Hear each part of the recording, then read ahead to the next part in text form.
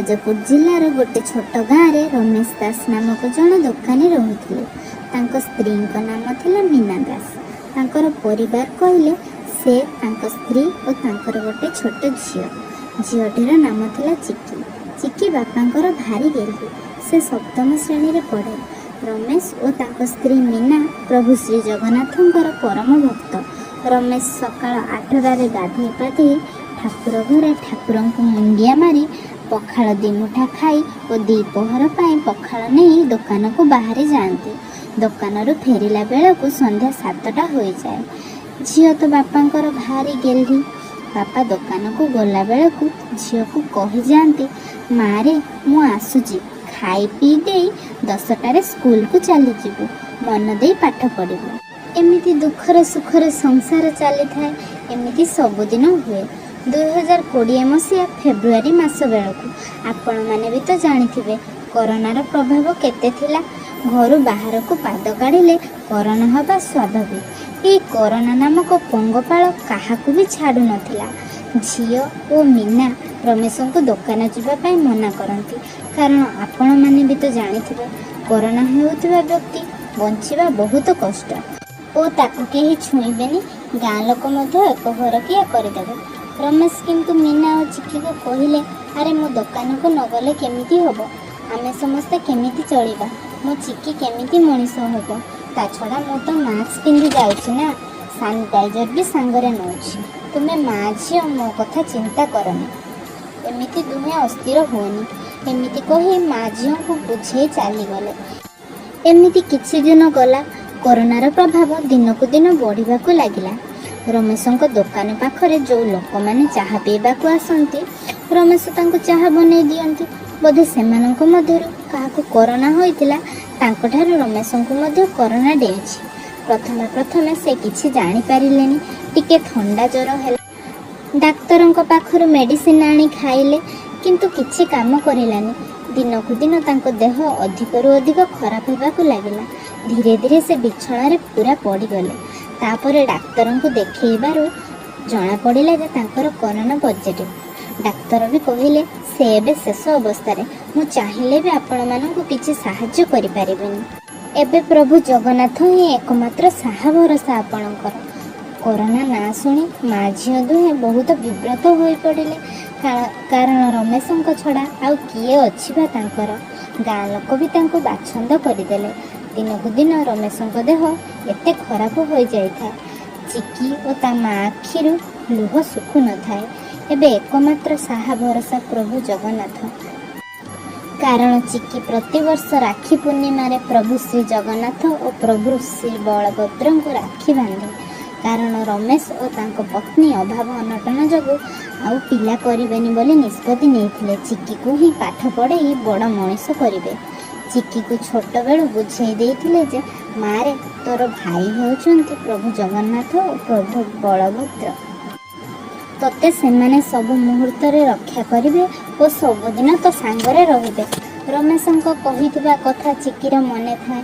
से दिन मार्च मास 3 तारिख बापांकर जेमिति जीवन दीप धीरे धीरे लिभि आसुଥାଏ। से ठाकुर घर को आसी कहिला, प्रभु मोर तो भाई नहीं, मो पिलाटी बेलू तुमको किछि भी मागिनी। प्रत्येक वर्ष राखी बांधिछि। आज तुम भौणी तुम आगरे आकुल निवेदन करुछि, ता बापांको तांको फेरे दियो। बापांको बिना मु आ माँ केमिति बंचिबो। से ही आमर एकमात्र साहा आउ भरोसा। प्रभु ए कोरोना समय रे गाँ लोक भी आमर हाथ छाड़ी देइछंती।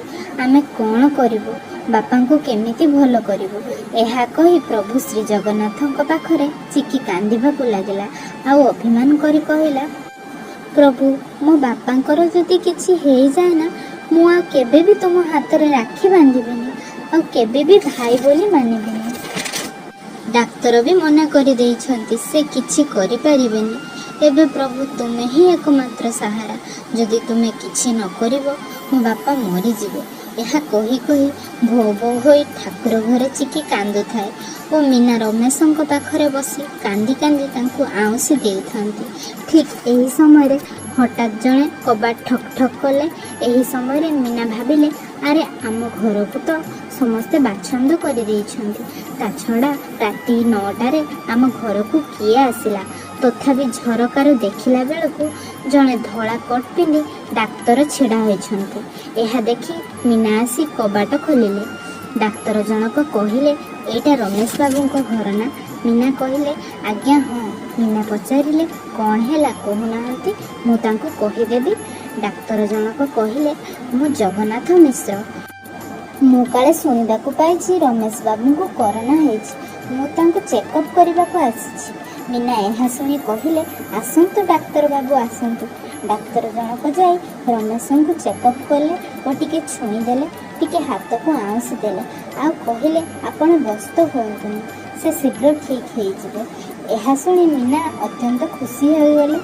ଆଉ ମୀନାଙ୍କୁ କହିଲେ, ଏଇ ମେଡ଼ିସିନ୍ ରଖନ୍ତୁ, ସକାଳ ସନ୍ଧ୍ୟା ତାଙ୍କୁ ଖାଇବାକୁ ଦେବେ, ସେ ବହୁତ ଶୀଘ୍ର ଠିକ୍ ହେଇଯିବେ। ତାପରେ ଡାକ୍ତର ଚାଲିଗଲେ। ଡାକ୍ତରଙ୍କୁ ବାଟେଇ ଆସିଲା ବେଳକୁ ରମେଶ ଉଠି ବସିଛନ୍ତି ଓ ସ୍ତ୍ରୀ ମୀନାଙ୍କୁ କହୁଛନ୍ତି, ମୋତେ ଆଗ ଅପେକ୍ଷା ଟିକେ ସୁସ୍ଥ ଲାଗୁଛି ମୀନା। ତାହା ଦେଖି ଆହୁରି ଖୁସି ହୋଇଗଲେ ତାଙ୍କ ସ୍ତ୍ରୀ ମୀନା। ଖୁସିରେ କାନ୍ଦି କାନ୍ଦି ଝିଅ ଚିକିକୁ ଡାକିଲେ ଜୋରେ, ମାରେ ଆସିଲୁ ଦେଖିବୁ, ଚମତ୍କାର ହୋଇଯାଇଛି ଚମତ୍କାର। ଝିଅ ଠାକୁର ଘରୁ ମାର ଡାକ ଶୁଣି ଦୌଡ଼ି ଚାଲି ଆସିଲା।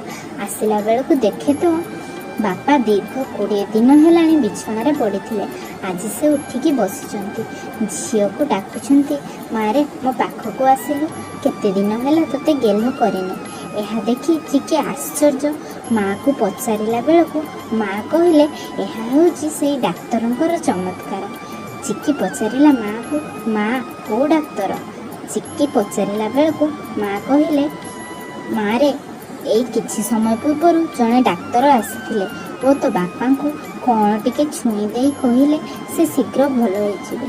ସତକୁ ସତ ମୁଁ ଯାଇ ତାଙ୍କୁ ଛାଡ଼ି ଆସୁ ଆସୁ ବାପା ଉଠିକି ବସିଛନ୍ତି। ତାଙ୍କୁ ଏବେ ଟିକେ ଭଲ ବି ଲାଗୁଛି ଓ ଗଲା ବେଳକୁ ମୋତେ କହିଦେଲେ ଏଇ କଳା ଜରିରେ ମେଡ଼ିସିନ୍ ଅଛି, ସକାଳେ ସନ୍ଧ୍ୟା ଖାଇବାକୁ କହିଲେ। ଚିକି ସଙ୍ଗେ ସଙ୍ଗେ ମେଡ଼ିସିନ୍ ଜରି ଖୋଲି ଦେଖିଲା ବେଳକୁ ସେଥିରେ ନିର୍ମାଲ୍ୟ ଛଡ଼ା ତୁଳସୀ ଓ ଶ୍ରୀ ଜଗନ୍ନାଥଙ୍କର ଭୋଗ ଥିଲା। ଚିକି ସେତେବେଳକୁ ଜାଣିସାରିଲାଣି ଓ ଦୌଡ଼ି ଦୌଡ଼ି ଦାଣ୍ଡକୁ ଯାଇ କାନ୍ଦି କାନ୍ଦି କହିଲା, କାଳିଆ ଭାଇ, ତୁମେ ସତରେ ଆସିଥିଲ ତୁମ ଭଉଣୀର ପାଉଣା ଦେବା ପାଇଁ? ସେ ପରା ମନୁଆ ଠାକୁର, ତାକୁ ମନେଇ ପାରିଲେ ହେଲା। ଭକ୍ତି ସହକାରେ ଡାକ ଶୁଣେ ସଦା, ଭଉଣୀର କାନ୍ଦ ଶୁଣି ଆସିଥିଲା ଜଗା।